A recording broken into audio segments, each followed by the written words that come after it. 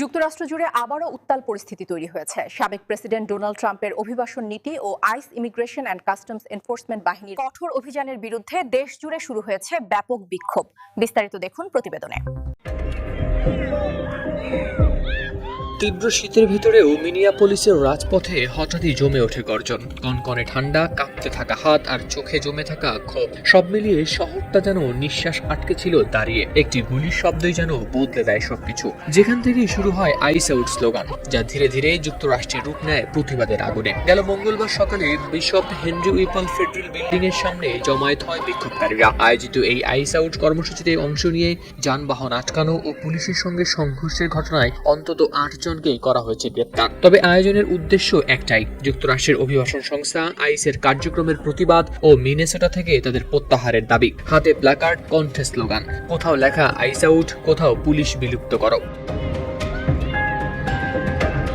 Video ফুটেজে দেখা যায় আইস কর্মকর্তাদের বহন করছে বলে সন্দেহ করা গাড়িগুলোর সামনে দাঁড়িয়ে যান বিক্ষোভকারীরা। কেউ চিৎকার করছেন, কেউ গাড়ির গায়ে হাত দিয়ে পথ আটকে রাখছেন। এরপর দাঙ্গা পুলিশ নামায় মুহূর্তেই পাল্টে যায় পরিস্থিতি। ছোড়া হয় গুলি, শেষ পর্যন্ত অনেককেই করা হয় গ্রেপ্তার। এই উত্তাল পরিস্থিতির কেন্দ্রবিন্দুতে ছিলেন 37 বছর বয়সী রেনি গুড, 3 সন্তানের মা।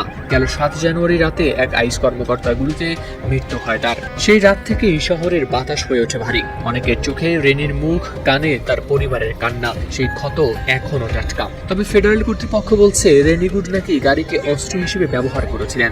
তাদের ভাষায় আত্মরক্ষার কারণেই চালানো হয় বলে। হোমল্যান্ড সিকিউরিটি বিভাগ ঘটনাটিকে বর্ণনা করেছে ঘরোয়া সন্ত্রাস হিসেবে। পরে প্রেসিডেন্ট ডোনাল্ড ট্রাম্প সামাজিক যোগাযোগ মাধ্যমে লিখেছেন, রেনি গুড বিশৃঙ্খলা তৈরি করেছিলেন ও ইচ্ছাকৃতভাবে কর্মকর্তাদের দিকে গাড়ি চালিয়েছিলেন।